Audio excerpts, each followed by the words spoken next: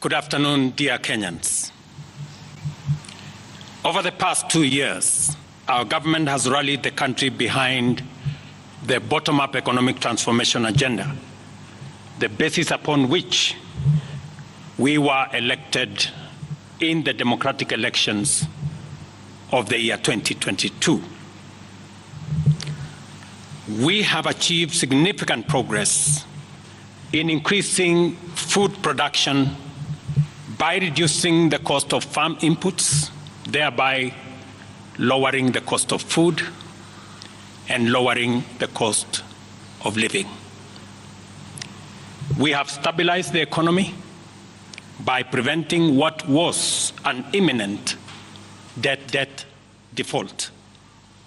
We have stabilized fuel prices, lowered inflation to an all-record low of 4.6%, and we have stabilized the foreign exchange regime. We have implemented radical changes in the education sector, including resolving the CBC question.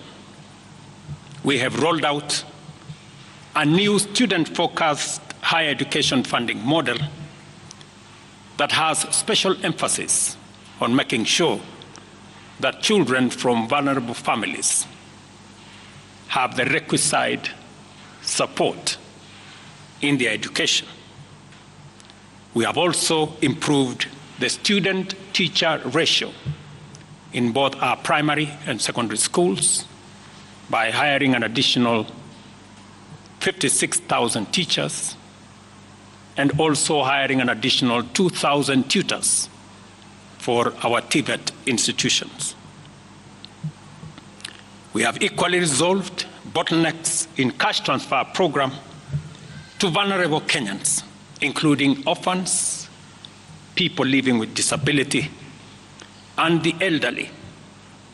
We have not only brought on board more beneficiaries, but in keeping with the promise that we made, it is now not the case, as it was in the past, that these vulnerable Kenyans have to wait for months. Now their stipends are paid as salaries of public servants are being paid. We did roll out the Hustler Fund that today benefits 2 million Kenyans. And we have 7 million Kenyans who had been denied access to financial services by credit reference bureaus. They are now off the blacklisting roll. Our affordable housing program has now more than 100,000 housing units under construction. The first cohort I will be launching in a couple of months to new homeowners, and we have 160,000 young people across Kenya that are employed under this program. To expand manufacturing, value addition, and agro-processing as a key contributor to job creation, 18 county aggregation and industrial parks and 6 new special economic zones are under construction across Kenya. And at the same time, we have 200 fresh produce markets that are at various stages of construction to support our farmers with access to markets for their produce, in keeping with the commitment we made to our mama mbogas. To accelerate manufacturing, last year we imposed levies on importation of clinker that can be manufactured in Kenya. We made a saving of Kenya shillings 20 billion in foreign exchange as imports of clinker dropped to almost zero. We also imposed levies on imported steel billets. And today, we have 11 steel factories that 6 years ago were closed. They have started operation, hiring 16,000 Kenyans, and last year alone, we saved 120 billion shillings in foreign exchange as a result of this intervention. Our digital transformation agenda is also on course with 17,000 government services online, while we have 274 digital hubs across Kenya with 152,000 students and digital workers in our TVETs and also in digital hubs in different parts, up and running and giving young people an income. Our universal health coverage plan has already onboarded 107 community health promoters, and the process of registration for our social health insurance fund is ongoing,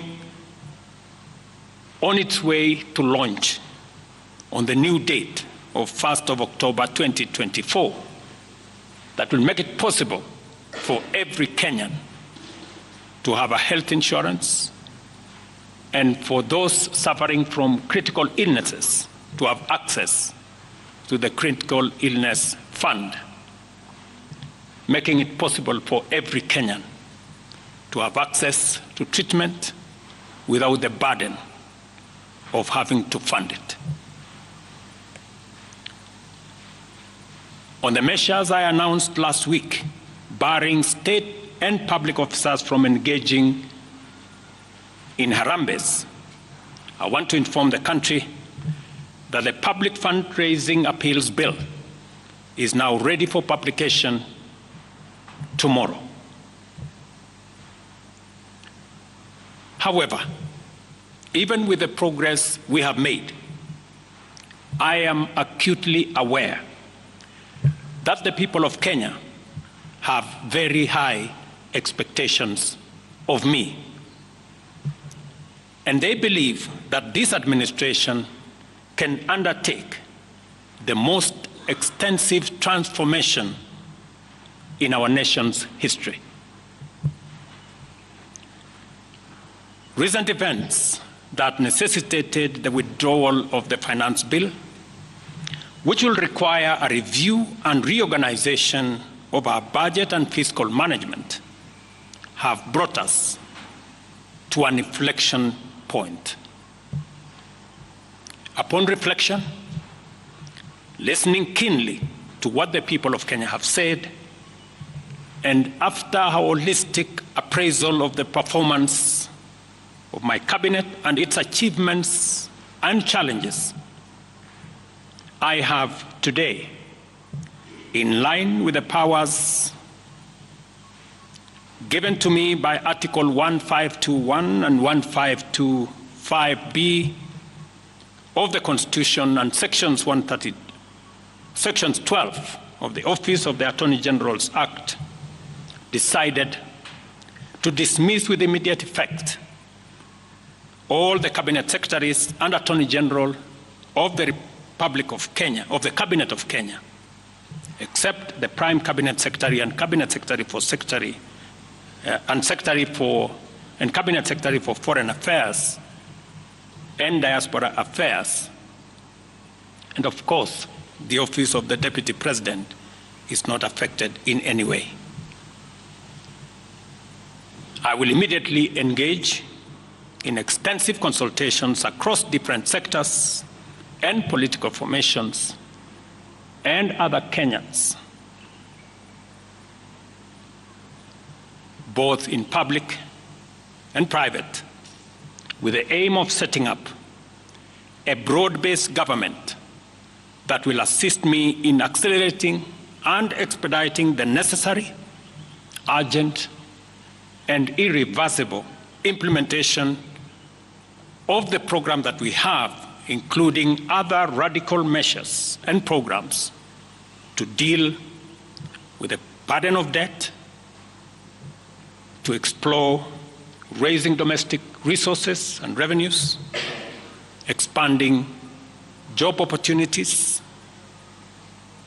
eliminating wastage and unnecessary duplication of a multiplicity of government agencies, and slaying the dragon of corruption, consequently making the government of Kenya lean, inexpensive, effective, and efficient.